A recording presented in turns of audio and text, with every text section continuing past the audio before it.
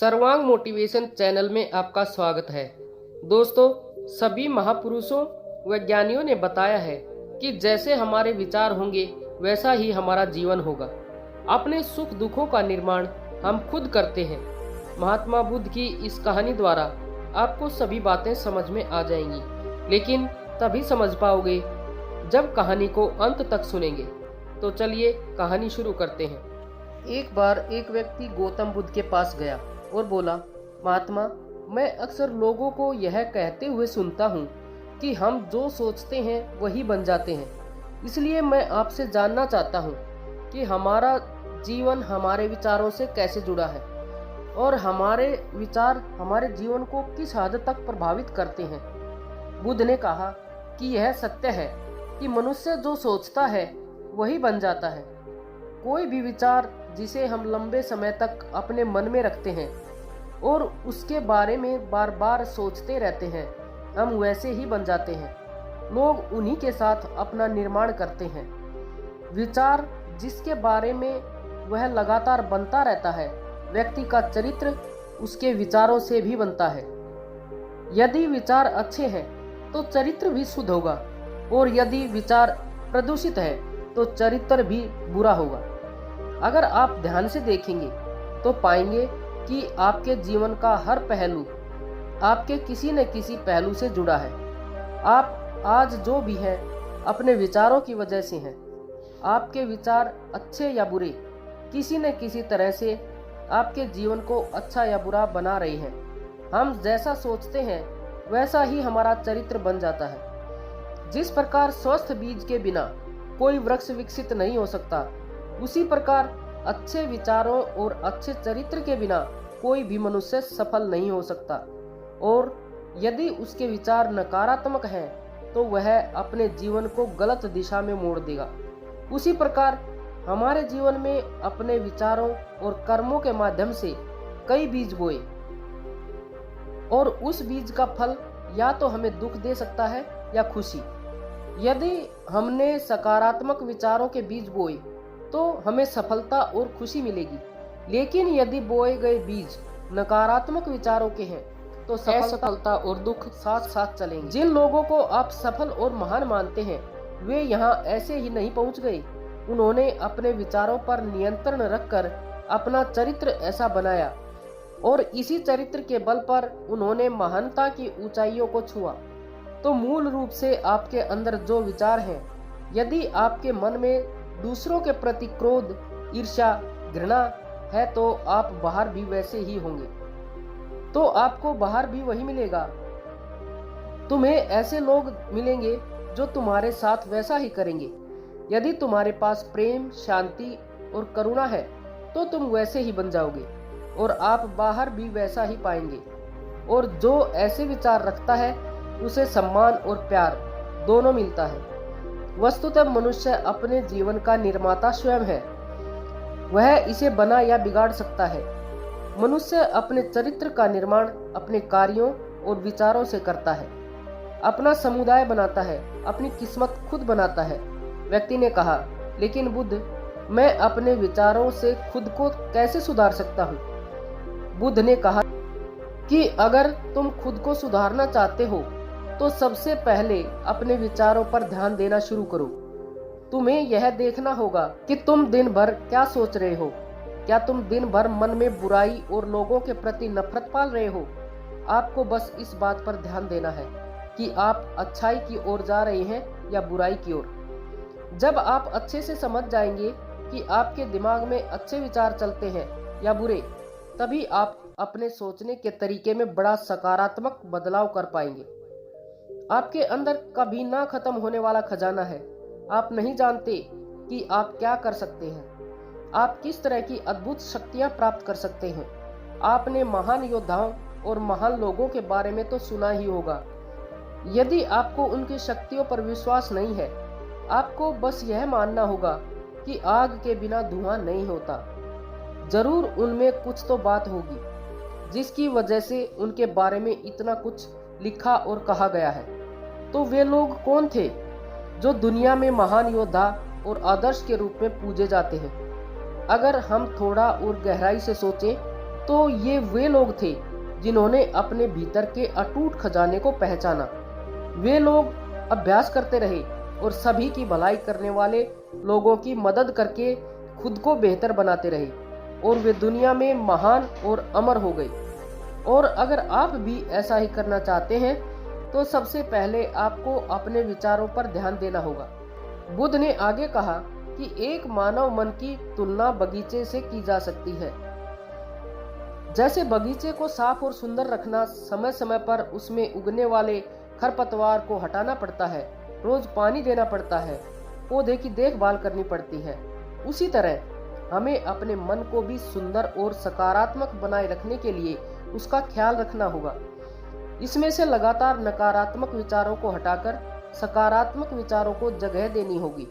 इसके लिए हमें डर, चिंता, नफरत और ईर्ष्या जैसी भावनाओं से खुद को दूर रखना होगा।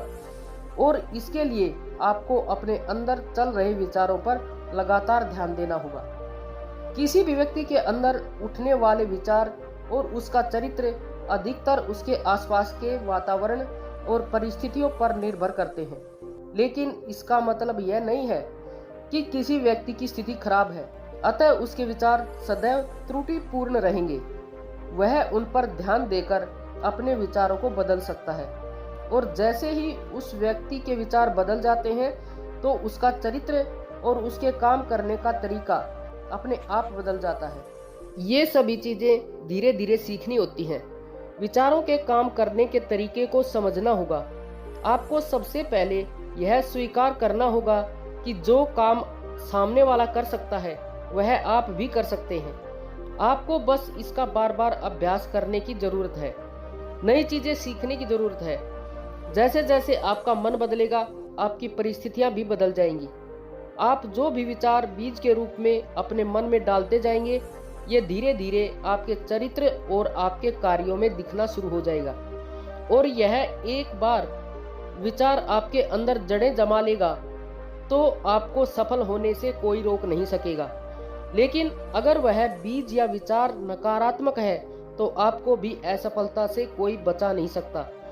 इसलिए अपने विचारों के प्रति बहुत जागरूक रहने की जरूरत है। आप अपने अंदर किस तरह के विचार ला रहे हैं, यह बात हमेशा याद रखें। हमें वह नहीं मिलता जो हम चाहते हैं, बल्कि हमें वह मिलता है जो हम हैं, और हम अपने विचार हैं।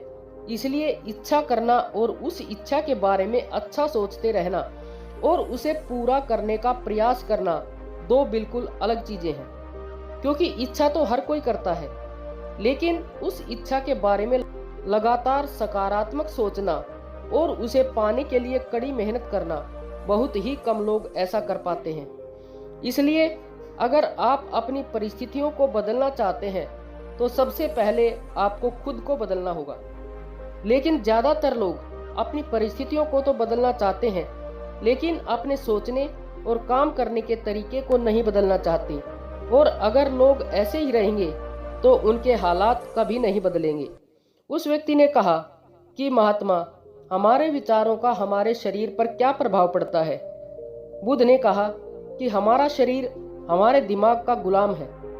हम जो भी सोचते हैं उसका पहला प्रभाव हमारे शरीर पर पड़ता है।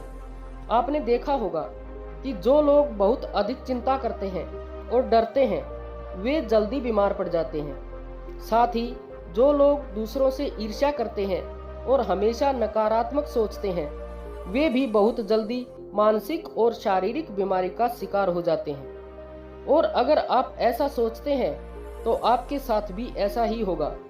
इसके विपरीत जो लोग हमेशा खुश रहते हैं वे दूसरों के बारे में अच्छा सोचते हैं, हमेशा स्वस्थ रहने के बारे में सोचते रहते हैं, तो उनकी ऊर्जा एक समान हो जाती है।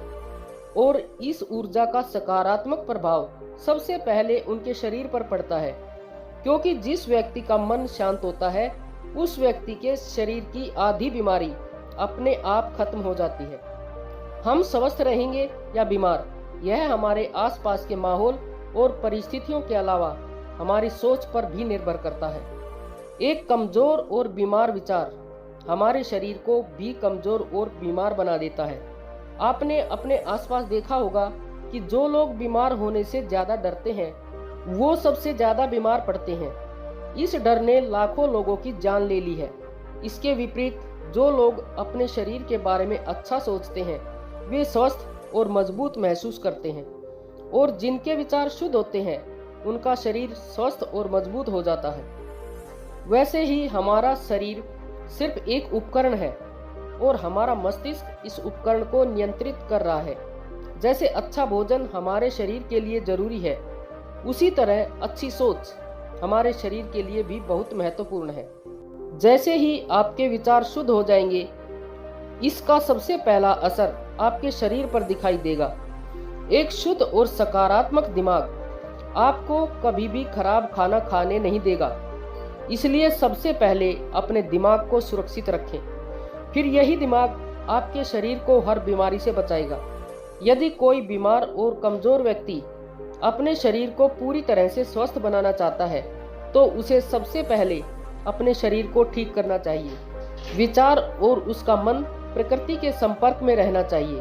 उसे सूरज की रोशनी में रहना चाहिए और एक सेकंड के लिए भी अपने शरीर के बारे में नकारात्मक नहीं सोचना चाहिए। वह जैसा स्वास्थ्य चाहता है वैसा ही उसे महसूस करना चाहिए और पूरा विश्वास है कि वह वैसा बन सकता है।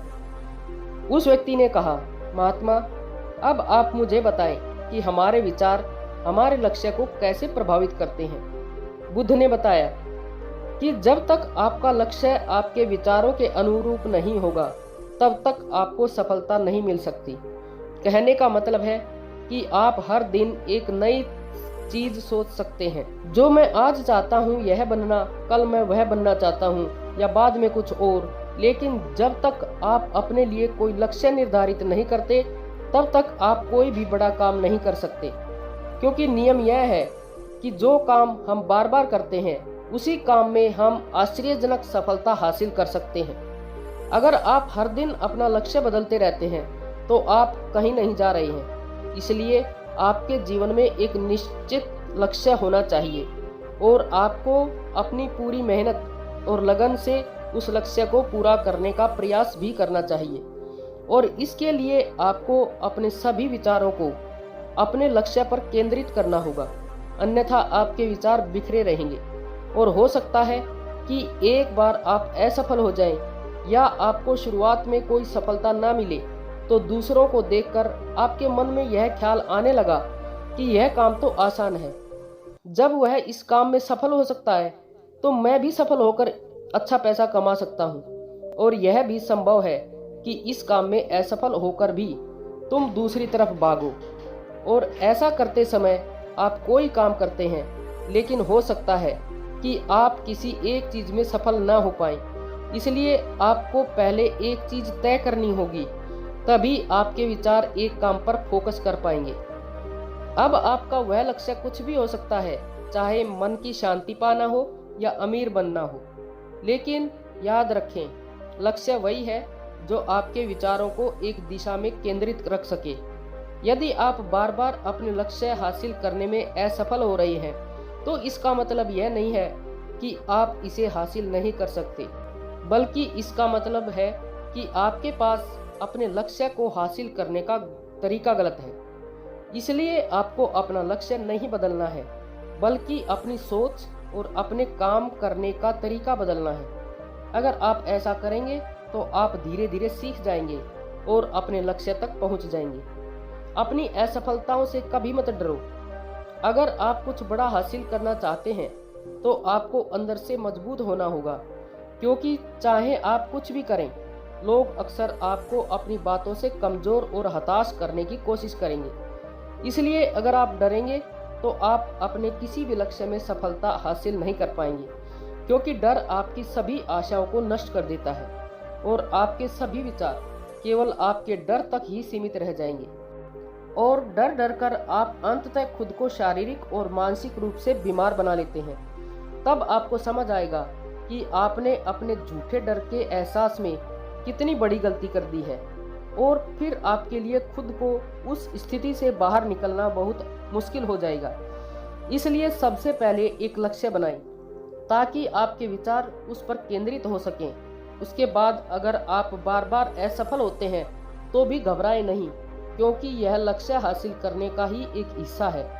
और पूरा विश्वास रखें कि आप जरूर सफल होंगे और एक दिन तुम सफल भी हो जाओगे। उस व्यक्ति ने कहा, महात्मा, विचारों और मन की शांति के बीच क्या संबंध है? बुद्ध ने बताया कि मन की शांति एक ऐसा खजाना है जिसे दुनिया के 1% लोग भी हासिल नहीं कर सकते, और जिसने ये खजाना हासिल कर लिया है वह दुनिया के सबसे भाग्यशाली व्यक्ति है। वे भीड़ में अलग दिखते हैं, यह कहना उतना आसान नहीं है जितना लगता है। मन की शांति केवल लंबे समय तक आत्मनियंत्रण के माध्यम से ही प्राप्त की जा सकती है। जब कोई व्यक्ति खुद को समझता है और दुनिया प्यार और प्यार के बीच अंतर को समझती है, उसके अंदर नफरत, डर और ईर्ष्या जैसी भावनाएं खत्म हो जाती हैं। तब एक दिन व्यक्ति को मन की सच्ची शांति मिल सकती है, और यही हर इंसान का अंतिम लक्ष्य है। एक शांत व्यक्ति सबसे खराब परिस्थितियों में भी खुद को नियंत्रित कर सकता है। एक शांत व्यक्ति के पास जितनी मानसिक शक्ति होती है उतनी किसी और के पास नहीं होती। शांत व्यक्ति का अर्थ है वह व्यक्ति जिसका मन पूर्णतः शांत हो, क्योंकि जैसे ही आपका मन शांत हो जाता है आपके सभी विचार शांत हो जाएंगे, और तब आपको महसूस होगा कि सचमुच आपका दिमाग कितना शक्तिशाली है। जैसे ही आपको मानसिक शांति मिलेगी, आप महसूस करेंगे कि आपकी मानसिक शांति इतनी बढ़ गई है कि आपके लिए सब कुछ आसान हो गया है। आप जहां भी हो, आपकी परिस्थितियां जो भी हों, आप खुद को स्वीकार करना शुरू कर दोगे। आप हमेशा खुश रहेंगे, और अगर आप यह मुकाम हासिल करना चाहते हैं तो इसकी शुरुआत आपको अपने विचारों से करनी होगी। अपने विचारों पर नियंत्रण, और अपने विचारों पर यह नियंत्रण आप केवल और केवल ध्यान के माध्यम से ही प्राप्त कर सकते हैं। इतना कहकर बुद्ध चुप हो गए और ध्यान करने लगे, और वह व्यक्ति भी उनको प्रणाम करके चला गया। तो दोस्तों, उम्मीद है कि आपको इस कहानी से एक अच्छी सीख मिली होगी। यह कहानी आपको कैसी लगी हमें कमेंट बॉक्स में कमेंट करके जरूर बताएं, और इस कहानी को अपने दोस्तों के साथ शेयर करें ताकि उन्हें भी इस कहानी से कुछ सीखने को मिल सके। और कृपया चैनल को सब्सक्राइब अवश्य कर लें। धन्यवाद।